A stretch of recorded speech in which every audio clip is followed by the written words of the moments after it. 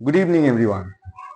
जैसा कि community post में आपसे वादा किया गया था कि आरआरबी जो ग्रुप डी एग्जाम होने वाले हैं, जिनका फॉर्म अभी फिलअप हो रहा है, उससे रिलेटेड जो प्रीवियस ईयर क्वेश्चंस हैं उनका सॉल्यूशन और shortcut tricks and important questions वगैरह आपके सामने लेके मैं हाजिर हुआ हूँ।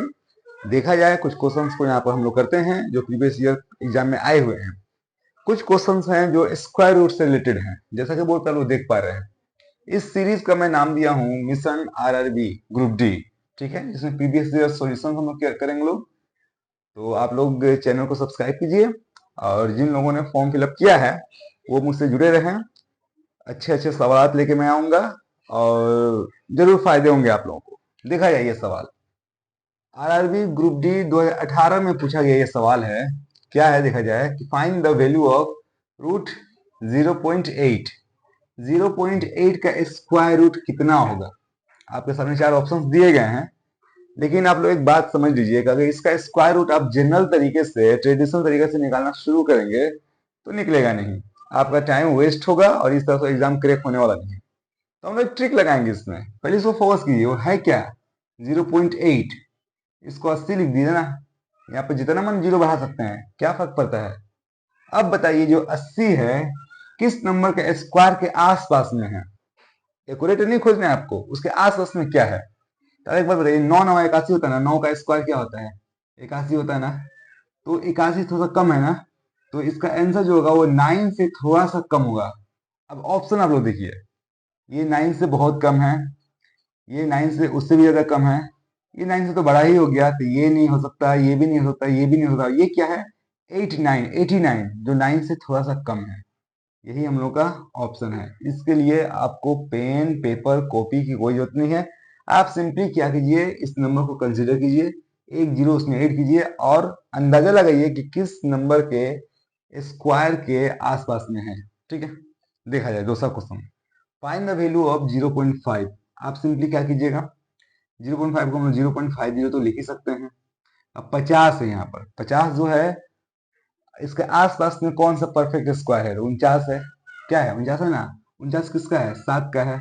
तो आपको जो आंसर होने वाला है वो 7 से थोड़ा सा ज्यादा होगा। क्यों, एक्चुअली 7 का स्क्वायर तो 49 होता है। आपको डेसिमल से, इसमें भी डेसिमल से कोई लेना देना नहीं है, आप डेसिमल को कंसिडर कीजिए ही मत। आप क्या देखिए, आपको दिया गया ये 5, इसको 50 कर दीजिए। अब डेसिमल से मतलब नहीं है, 50 जो है वो 49 के आसपास में है। 49 का स्क्वायर रूट जब 7 होता है तो 50 का स्क्वायर रूट 7 से थोड़ा सा ज्यादा होगा। अब 7 से थोड़ा सा ज्यादा कौन सा, देखिए तो 7 से ये ज्यादा है, मतलब थोड़ा ज्यादा नहीं है, थोड़ा ज्यादा ही ज्यादा है। ये नॉट पॉसिबल, ये तो 8 हो गया, ये तो 9 हो गया। 7 से थोड़ा सा ज्यादा, ये आंसर हम लोग का एक्यूरेट है। तो इस तरह के अगर आपको नंबर मिले तो आप ऑप्शन देख के ही उसका स्क्वायर रूट आराम से अंदाजा लगा पाएंगे। ऑप्शंस भी आपको ऐसे मिलेंगे जहां हम लोग समझ पाएंगे कि कौन थोड़ा सा ज्यादा या थोड़ा सा कम है।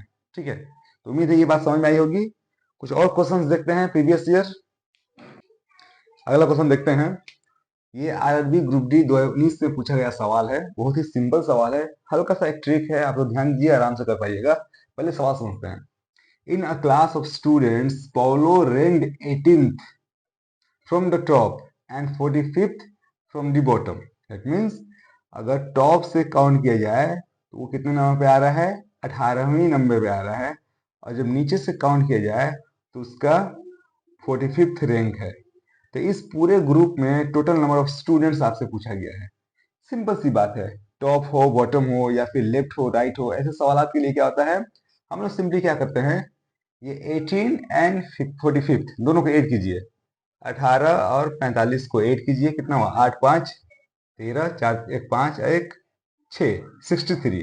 लेकिन ये आंसर नहीं है, क्योंकि जब इधर से गिन रहे हैं फिर तब भी उसको काउंट कर रहे हैं, और उधर से गिने तब भी पोलो को काउंट कर रहे हैं। पोलो जो है 2 बार काउंट हो गया है, इसलिए इसमें से एक माइनस करना पड़ेगा। ये बात याद रहे, 62 इज द राइट आंसर, जो कि ऑप्शन नंबर बी में है। उम्मीद है ये बात समझ में आई होगी। एक बार और मैं रिपीट करता हूँ कि अगर लेफ्ट से लेफ्ट राइट या टॉप बॉटम हो, किसी को काउंट किया जा रहा है, तो अगर टॉप से वो 18th पे है और बॉटम से 45th पे है, तो इस तरह हम लोग टोटल नंबर ऑफ स्टूडेंट निकाल सकते हैं इन दोनों को ऐड करके। लेकिन ध्यान ये रहे, तो अल्टीमेटली हम लोग एक माइनस करेंगे। माइनस क्यों किया जा रहा है, क्योंकि वो बंदा जो है ऊपर से गिनते वक्त भी उसको गिन रहे हैं और नीचे से गिनते वक्त भी उसको काउंट कर रहे हैं, इसलिए उसको एक बार माइनस वो 2 बार काउंट हो जा रहा है। इसलिए हम लोग का आंसर 62 होगा। ठीक है। आरआरबी एनटीपीसी 2019 में प्रॉफिट एंड लॉस से पूछा गया एक बहुत ही आसान सवाल, बेसिक्स फॉर्मूला जानेंगे, आराम से इसको हम लोग कर पाएंगे। पहले सवाल समझते हैं कि if the cost price of an article is 2500 and it's selling price is 2375, मतलब ये हुआ कि किसी भी सामान की कीमत खरीद जो है, सीपी मीन्स कॉस्ट प्राइस, 2500 में खरीद रहे हैं और उसको बेच कितना में रहे हम लोग, 2375 में। सिंपल सी बात है, इसको पहले यहाँ पर सॉर्ट आउट कर लो। सीपी कीमत खरीद है, कितना में खरीदे हैं उसको, 2500 में खरीदे हैं। कितना में बेच दे रहे हैं हम लोग, उसको बेचे हैं लोग 2375 में। तो जाहिर सी बात है जब कम में बेचे तो हम लोग लॉस होगा, तो इसलिए लॉस परसेंट ही पूछा है, घबराने की बात नहीं है। लॉस हो रहा है, लॉस परसेंट ही पूछा है। लॉस कैसे निकालते हैं, सिंपली माइनस करेंगे। क्या हुआ, 2500 में से हम लोग क्या करेंगे, 2375 को माइनस कर देंगे, क्या निकल जाएगा, लॉस। 10 में से 5 गया 5 हुआ, 9 में से 7 गया 2 हुआ, 4 में 3 गया 1 हुआ, ये गया। मतलब क्या हुआ, 125 रुपए क्या हुआ, लॉस हुआ। लेकिन ये आपसे नहीं पूछा है, आपसे पूछा है लॉस परसेंटेज, और ऑप्शंस भी परसेंटेज में दिया गया है। तो लॉस परसेंट का फॉर्मूला क्या होता है, सिंपल सी बात है कि loss by cost price into 100। एक बात आप लोग यहाँ समझ लीजिए कि लॉस परसेंट पूछे या प्रॉफिट परसेंट पूछे, हम लोग हमेशा कैलकुलेशन हम लोग करेंगे कॉस्ट प्राइस पे। अगर प्रॉफिट परसेंट पूछ रहा है तो P by C P into 100 होगा, और अगर लॉस परसेंट पूछ रहा है तो L by C P into 100। हर हाल में नीचे सीपी ही होगा, कॉस्ट प्राइस होगा। अब लॉस हुआ कितना है, तो 125 लॉस हुआ है, कितना पे, 2500 रुपए पे, क्योंकि सीपी जो है 2500 है, इंटू 100। अब इसे सिंपली हम लोग काट सकते हैं, इतना टाइम भी नहीं लगाना है, ये तो बस समझाने के लिए कर रहा हूं। आप लोग फिगर देख के ही कैलकुलेशन कर पाइएगा आराम से। 2 जीरो तो इससे गया, अब 25 से 25 पचे 125 होता है, आपको 5% लॉस हो रहा है, जो कि ऑप्शन नंबर बी है, B for Baahubali, Aditya Ranjan sir ऐसे ही बोलते हैं। ठीक है, तो हम लोग ऑप्शन क्या हुआ, 5% लॉस हो रहा है। उम्मीद है ये बात समझ में आई होगी। प्रॉफिट एंड लॉस इस चैप्टर से डेडिकेटेड वीडियो में अलग से करूंगा। फिलहाल हम लोग जो प्रीवियस क्वेश्चन हैं डिफरेंट टॉपिक्स पे, उसको कवर कर रहे हैं। चलिए एक और क्वेश्चन देखते हैं हम लोग। अगला सवाल एक तुच्चा सा सवाल है, देखते हैं कितना आसान आसान सवाल पूछता है। लेकिन इसके लिए भी अगर आप लोग के पास कॉन्सेप्ट नहीं है, आप लोग को यूनिट का कन्वर्सन नहीं आता है, तो इसे नहीं कर पाइएगा, गलती कर दीजिएगा। ठीक है, देखा जाए, convert 36 centimetre two kilometre. 36 centimetre को हम लोग को किलोमीटर में कन्वर्ट करना है। तो अगर कॉन्सेप्ट लगाया जाए तो ये तो ऑप्शन ऐसे ही बात हो गया, 63 आएगा ही और 36 ही आएगा। लेकिन डेसिमल के बाद कितने अंकों के बाद डेसिमल आएगा, इसका हिसाब करना पड़ेगा। तो आराम से किया जा सकता है, लेकिन पहले हम लोग कन्वर्सन देख लेते हैं। देखिए, सबसे ऊपर होता है किलोमीटर, तब उसके नीचे होता है हेक्टोमीटर, तब बड़ा डी मतलब होता है डेकामीटर, तब आपको होता है मीटर, तब डीसी मीटर होता है, तब आपका होता है सेंटीमीटर, और अंत में मिलीमीटर होता है। एक कॉन्सेप्ट याद रखिए आप लोग कि एक घर का डिफरेंस 10 का है, 10 से गुना कीजिएगा या फिर डिवाइड कीजिएगा। अब गुना कब करेंगे, अगर ऊपर से नीचे आ रहे हैं तब तो आपको गुना करना पड़ेगा, और नीचे से ऊपर जा रहे हैं तो आपको डिवाइड करना पड़ेगा। किससे, जितने घर आप लोग कवर कर रहे हैं उतना 10 से। सिंपल सी बात है। अगर ऊपर से किलोमीटर से अगर बोला जाए मीटर में आए तो जरब किया जाएगा, गुना किया जाएगा। अगर बोला जाएगा मीटर से आप लोग जाइए किलोमीटर में, तो तकसीम करना पड़ेगा। अब कितने 10 से तकसीम करना पड़ेगा, तो आपको घर देखना पड़ेगा। लेकिन इस सवाल को देखते हैं, हमको सेंटीमीटर से जाना है क्या, किलोमीटर में। तो सेंटीमीटर यहाँ है, हमको जाना है कहाँ पर, किलोमीटर में। कितने घर वाले हैं देखिए, तो 1 2 3 4 5, मतलब 5 जीरो से हुआ क्या, 36 हुआ ना। इसके नीचे 1 2 3 4 5 लगेगा। अब जब जीरो लग गए हैं तो हम लोग क्या करते हैं, डेसिमल कहाँ बैठाते हैं, तो 1 2 3 4 5 है ना, तो 5 अंकों के बाद बैठाते हैं। तो 36 तो है, ये 1 हुआ, 2 हुआ, ये 3, ये 4, ये 5, और यहाँ पर डेसिमल लगेगा। मतलब हम लोग का आंसर क्या हो गया, 3 जीरो के बाद 36। तो 3 जीरो के बाद 36, option number A is the correct answer. उम्मीद है ये बात समझ में आई होगी। ये बहुत ही मामूली सवाल है, लेकिन ये जो कॉन्सेप्ट है इसको आप लोग याद रखिए, इसको थोड़ा सा ऑब्जर्व कीजिए, आप लोग आराम से कन्वर्ट करवाइएगा यूनिट्स। ठीक है, अगला सवाल देखते हैं हम लोग। सिंपल इंटरेस्ट से बहुत ही आसान सवाल, लेकिन बहुत हद तक चांसेस है कि बच्चे इसमें गलती करेंगे। इसमें एक टेक्निक है, इसको गौर से देखिए आप लोग। देखा जाए सवाल क्या है कि find the simple interest on rupees 2000, 2000 रुपए पे आपको सिंपल इंटरेस्ट निकालना है, साधारण ब्याज निकालना है eight 8.25% per annum. Rate of interest क्या है? 8.25% है। फॉर द पीरियड फ्रॉम 7 फरवरी 2022 से 20 अप्रैल 2022 तक का आपको क्या निकालना है? सिंपल इंटरेस्ट निकालना है 2000 रुपए पे। यहाँ पर टेक्निकली गलती क्या बच्चे करेंगे? टाइम कैलकुलेट करने में। पहले सवाल में से हम लोग निकालते हैं प्रिंसिपल क्या है सवाल में। इतना लिखना नहीं एग्जाम में आप लोगों को, आपको सिंपली कैलकुलेशन करना है, लेकिन मैं समझाने के लिए लिखता हूँ। प्रिंसिपल है हम लोग का rupees 2000, very good. Rate of interest क्या है भाई? 8.25% रखते हैं। अब टाइम चाहिए हमें, तो टाइम जो है वो 7 फरवरी से 20 अप्रैल तक का टाइम निकालना पड़ेगा। देखते हैं, फरवरी, मार्च एंड अप्रैल, ठीक है। मार्च में तो 31 दिन है, ये फिक्स है, कोई दिक्कत नहीं है। फरवरी में कितना दिन? 7 फरवरी से है, तो फरवरी में ये 2022 है, ये लीप ईयर नहीं है, तो 28 दिन। तो 28 में 7 बात कीजिए, लेकिन 7 बात करने से एक्चुअली होगा नहीं। 28 में से अगर 7 बात करेंगे हम लोग तो 21 होगा। क्या होना चाहिए? 21, लेकिन ये 21 नहीं होगा। क्यों? इधर 7 को भी काउंट करना है, उधर 28 को भी काउंट करना है, तो इसमें एक दिन जुटेगा। यहीं पे गलती होगी बच्चों से। ये कितना हो जाएगा? 22 दिन हो गया। सिंपली इसको 22 दिन लिख लेते हैं। बात समझ में आई कि क्या हो रहा है? 7 को भी काउंट करना है, उधर 28 को भी काउंट करना है। अगर 28 में से हम लोग 7 माइनस कर रहे हैं, 21 आ रहा है, तो 7 काउंट हुआ नहीं। ये दोनों में से कोई एक चीज छूट जा रहा है। आपको क्या करना है? लिख के काउंट कीजिए, 22 डेज आएंगे, ठीक है। मार्च में 31 दिन है, और अप्रैल में क्या है? 20 अप्रैल तक, तो पूरा 20 दिन हम लोग लेंगे। टोटल टाइम कितने हो गए? 2 1 3 हो गया, वेरी गुड। 2 4 3 7, 43 डेज आ गए, ठीक है। 3 2 5 2 7, सॉरी 73 डेज। अब यहाँ पे एक और टेक्निक आपको बताऊंगा मैं। 73 डेज आ गए ना, इसको 365 से आप लोग डिवाइड करके ईयर में कन्वर्ट कीजिए। आप लोग चाहें जब भी सिंपल इंटरेस्ट में डेज की बात हो, तो वहां पर 73 का टेबल आप लोगों को थोड़ा सा रिमाइंड करना पड़ेगा, ठीक है। 73 यहाँ पर मैं लिख देता हूं। अक्सर जब भी सिंपल इंटरेस्ट के क्वेश्चन में डेज की बात हो, तो वहां पर ये लॉजिक जरूर काम करेगा। इस बात को आप लोग नोट कर लीजिए। 73 1 jar 73, okay. 73 2s are 146 and 73 3s are 219 and 73 5s are 365। 4 को मैं मिस किया हूँ, इसको भी मिस कर दे रहा हूँ। ये 3 फिगर्स आपके काम आएंगे। 73 73 73 146 and 73 5s are 365, 73 5s are 365। ये 3 चीजें आपको जरूर काम में आएंगी।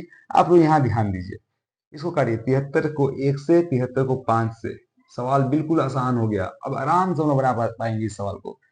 सबको खत्म कीजिए, अब सवाल बनाते हैं। इंटरेस्ट चाहिए। इंटरेस्ट का फॉर्मूला क्या होता है? कोई फॉर्मूला नहीं होता है। जो कुछ भी है सब ऊपर रहेगा, नीचे 100 होगा सिर्फ। तो क्या होगा? प्रिंसिपल है 2000, रेट कितना है? 8.25, मैं पॉइंट नहीं दे रहा हूँ। टाइम कितना है? 1/5, तो 5 तो नीचे आ गया। पॉइंट के लिए 100 दे दिया मैं यहाँ पर, और फॉर्मूला का 100 होता है P into T into R by 100। ये फॉर्मूला है। क्या फॉर्मूला है?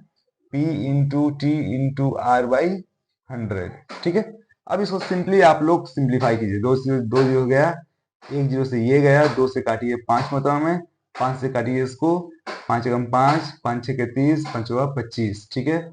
5 से काटिए, 5 3 15, 5 3 15, 33 एकम 33, 33 रुपीज जो है आपका करेक्ट आंसर होगा। आंसर नंबर डी, ठीक है। उम्मीद है ये बात समझ में आएगी। इस सवाल में कुछ था नहीं, बस ये समझना था आप लोग को कि आप लोग दिन कैसे काउंट कीजिएगा, ठीक है। और उसमें जो 73 है उसका क्या फंक्शन है, अगर सिंपल इंटरेस्ट के सवाल में डेज पर कैलकुलेशन है तो, ठीक है। अगला सवाल देखते हैं फिर से।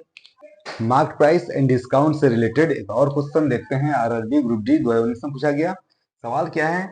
Zone bought a laptop at 25% discount on mark price. Discount actually mark price पे ही मिलता है। इफ ही पेड रुपीज 28,473, 28,473 रुपए वो पे कर रहा है लैपटॉप पे, तो बोला गया कि उस लैपटॉप का मार्क प्राइस क्या था। बहुत सिंपल सी बात है। हम लोग पहले फोर्स करेंगे 25% डिस्काउंट पर। 25% का मतलब क्या हुआ? 25/100, यही तो। इसको काटिए, 25 25 25 2400, मतलब 1/4, इसका फ्रैक्शनल वैल्यू हो गया। इसका मतलब ये हुआ कि अगर 4 रुपए दाम था तो 1 रुपया उसको डिस्काउंट मिल रहा है। यानी कि यहाँ पर इसको हम लोग देखते हैं मार्क प्राइस और सेलिंग प्राइस। ये जो खरीदा है वो कोस्ट प्राइस, उसको कोस्ट प्राइस समझ लेते हैं, सेलिंग प्राइस ही दुकानदार के पर्सपेक्टिव से सेलिंग प्राइस समझते हैं। अब देखिए 4 रुपए दाम है तो 1 रुपया जब डिस्काउंट मिला तो उसको मिला कितना में? 3 रुपया में। ठीक है, अब सिंपल सी बात है कि उसको एक्चुअली मिला कितना में है? तो 28,473 रुपया में मिला है। तो उसका मार्क प्राइस क्या होगा? √3 आप लोग किए होंगे, उतना ज्यादा लेंदी कैलकुलेशन नहीं करना है आपको, सिंपली यहाँ से इस x का वैल्यू निकालना है। x इक्वल टू क्या होगा? ये 4 जो है यहाँ पे होगा और ये उलट जाता है 28473 बाई नीचे का 3। अब यहाँ भी आपको कैलकुलेशन पूरा नहीं करना है। देखिए क्या होगा, पहले 3 से काटते हैं, 3 9 27, 3 चौका 12, 3 9 27, 3 एकम 3। अब 4 से गुना कीजिए, 4 एकम 4, तो 4 तो यहाँ है, यहाँ की ये ऑप्शन खत्म। उसके बाद 4 9 36 का 6, अब 6 कहाँ है? यहाँ है। अब पूरा गुना करने की जरूरत नहीं है, आपसे पूरा गुना करने को नहीं बोला जा रहा है, आप बस 2 डिजिट वेरीफाई कर लीजिए, आपका आंसर आ जाएगा। पूरा जरब कीजिएगा तो वही आएगा, करने की जरूरत नहीं है। यहाँ टाइम बचाएंगे तो दूसरे क्वेश्चन में दे पाएंगे। ठीक है, तो देखते हैं अगला सवाल। अगला सवाल देखते हैं लोग, टाइम एंड वर्क से रिलेटेड है। क्या है सवाल? 20 women can complete a work in 15 days। 20 औरतें एक काम को 15 दिन में कंप्लीट करती हैं और 16 main complete the same work. उसी काम को अगर 16 मर्द करेंगे तो वो भी 15 दिन में कंप्लीट करेंगे। ठीक है, सवाल क्या है? 20 औरतें कर रही हैं तो 15 दिन लग रहा है, लेकिन उस काम को 15 दिन में करने के लिए मर्द 16 ही लगेंगे। तो आपको क्या करना है?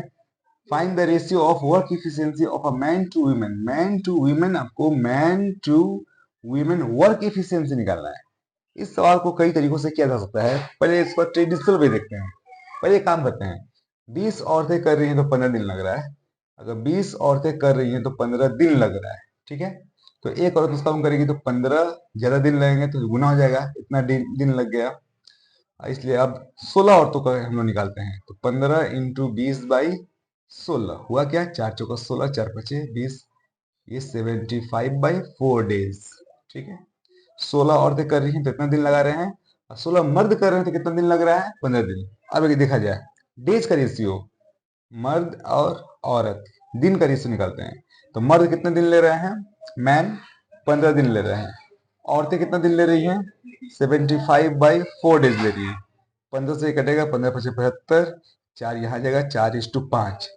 लेकिन ये डेज का रेशियो है, इफिशियंसी का रेशियो जो है वो उल्टा होता है, इनवर्स होता है। तो ये 5:4 आंसर होगा, जो कि यहाँ पर 5:4 दिया हुआ है। ये पहला रूल था, थोड़ा ये लेंदी है लेकिन कॉन्सेप्चुअल है। इसको हम लोग एक आसान ट्रिक से बना सकते हैं। देखा जाए, हम लोग पहले टाइम का ही रेशियो निकालेंगे। देखिए, मेन इज टू वीमेन करते हैं, यहाँ पर मेन इज टू वीमेन, ये टाइम का रेशियो निकल रहा है। 20 औरतें हैं, कितना दिन ले रही हैं? 15 दिन ले रही हैं। ठीक है, इस टू 16 मर्द हैं, वो कितना दिन ले रहे हैं? 15 दिन ले रहे हैं। 15 से 15 गया, 4 से 4 पचे 20, 4 चौका 16, 5:4 आ गया। ये डायरेक्ट 5:4 आ गया। अच्छा सॉरी, इसमें गलती ये हो गया कि ये तो औरतों का है ना, तो मेन टू वीमेन क्या होगा? मेन क्या है? मेन का ये पार्ट है। 16 मर्द हैं, 15 दिन ले रहे हैं। वो 16 मर्द कितना दिन ले रहे हैं? 15 दिन ले रहे हैं। और 20 औरतें जो हैं वो कितना दिन ले रही हैं? वो भी 15 दिन ले रही है। 15 से ये 15 गया, वेरी गुड। 4 से 4 चौका 16, 4 पच्चीस 20, ये 4:5 निकल गया। लेकिन ये टाइम का रेशियो है, हमको इफिशियंसी का रेशियो पूछा है। तो टाइम जो है, टाइम का रेशियो जो है इफिशियंसी के जो इनवर्स होते हैं, ये 5:4 हम लोग का आंसर होगा। मतलब 5 काम करेंगे मर्द, वहां औरतें 4 काम ही करेंगी। इफिशियंसी कहते हैं, काम करने का जो रेट है उसको इफिशियंसी कहते हैं। मर्द सेम टाइम में 5 काम करेगा तो औरतें 4 काम करेंगी। ये हम लोग का राइट आंसर होगा। ये आसानी से हम लोग कर सकते हैं, बस ध्यान रखना है कि मर्द का जो फिगर है, डेटा है, वो क्या है, औरतों का क्या है। ठीक है, देखते हैं एक और question. HCF and LCM chapter से पूछा गया आरआरबी ग्रुप डी 2019 में बेहतरीन क्वेश्चन। इसको जरा समझने की कोशिश किया जाए। अक्सर बच्चे क्या होता है कि समझ ही नहीं पाएंगे कि ये HCF या एलसीएम का क्वेश्चन है। पहले सवाल समझते हैं। The greatest possible length which can be used to measure 5 metre 25 centimetre, 7 metre 35 centimetre, and 4 metre 90 centimetre, यानी कि इन तीन लेंस को मापने के लिए सबसे बड़ा टेप आपको कितना सेंटीमीटर का चाहिए कि आप तीनों को आराम से माप पाइएगा। ठीक है, तो सबसे बड़ा का मतलब क्या हुआ, greatest. Greatest means highest, highest common factor. इन तीनों नंबर्स का हाईएस्ट कॉमन फैक्टर हमको चाहिए जो तीनों को इक्वली इक्वली नहीं कंप्लीटली डिवाइड कर पाए। ठीक है, तो पहले सवाल समझते हैं। ये सवाल एचसीएफ का, ये बात तो समझ में आई, इस ग्रेटेस्ट से या हाईएस्ट से समझ में आएगा आप लोगों को। अब सवाल को थोड़ा कंसीडर करते हैं ऑप्शन से। सारे ऑप्शन सेंटीमीटर्स में है, तो इन तमाम नंबरों को हम सेंटीमीटर में कन्वर्ट कर देंगे। ये क्या होगा, 5 मीटर 25 सेंटीमीटर मतलब हुआ 525 सेंटीमीटर। ये हो गया आपको 735 सेंटीमीटर, वो हो गया 490 सेंटीमीटर। अब बस इस सवाल को अगर इन तीनों नंबरों का एचसीएफ निकाल पाए हम लोग, तो बस आंसर हम लोग बोल पाएंगे। अब देखा जाए कि इसका एचसीएफ कैसे निकालेंगे। अगर ट्रेडिशनली निकालेंगे तो टाइम कंज्यूमिंग है, उतना टाइम अगर कंज्यूम कीजिएगा तो तमाम क्वेश्चन आप टच नहीं कर पाइएगा। तो एचसीएफ निकालने के अलग अलग तरीके होते हैं, तकसीम करके भाग करके भी हम लोग एचसीएफ निकाल सकते हैं। इन तमाम नंबरों को फैक्टराइज करके जो कॉमन होंगे उससे भी हम लोग एचसीएफ निकाल सकते हैं। लेकिन एक बहुत ही बेहतरीन और आसान तरीका होता है, उसको बार बार आप लोग एचसीएफ में कंसिडर कीजिए। आप डिफरेंस लीजिए, डिफरेंस मेथड से आप लोग एचसीएफ निकालने की कोशिश कीजिए। जो मिनिमम डिफरेंस है उसको कंसीडर कीजिए। देखिए तो किसके दरमियान मिनिमम डिफरेंस है, मिनिमम डिफरेंस हमको इन दोनों के दरमियान लग रहा है। देखिए तो 490 से 525 कितना बड़ा है, 35 बड़ा है। और ये 35 आपको साफ साफ दिख रहा है, आंसर हो गया, कुछ करने की जरूरत नहीं थी। जो मैक्सिमम जो लेंथ चाहिए इन तीनों नंबरों को मापने के लिए, डिवाइड करने के लिए 35 ये तीनों नंबर डिवाइड हो जाएंगे, इसलिए 35 एचसीएफ है, ये हम लोग का आंसर है। ठीक है, इस सीरीज में इतना ही, इस वीडियो में इतना ही। इस सीरीज में और भी वीडियोस में बनाऊंगा, क्वेश्चन कलेक्ट कर रहा हूँ, अच्छे अच्छे क्वेश्चंस आप लोग को मिलेंगे। आप लोग तैयारी कीजिए, बेस्ट ऑफ लक। फॉर्म अभी भी फिलअप हो रहा है, फॉर्म फिलअप कीजिए और प्रीवियस ईयर क्वेश्चन को कंसीडर कीजिए, तैयारी कीजिए, मेरे चैनल को सब्सक्राइब कीजिए, आपको फायदा पहुंचेगा। ठीक है, नई मैथ्स में आज की वीडियो में इतना ही। Thank you very much.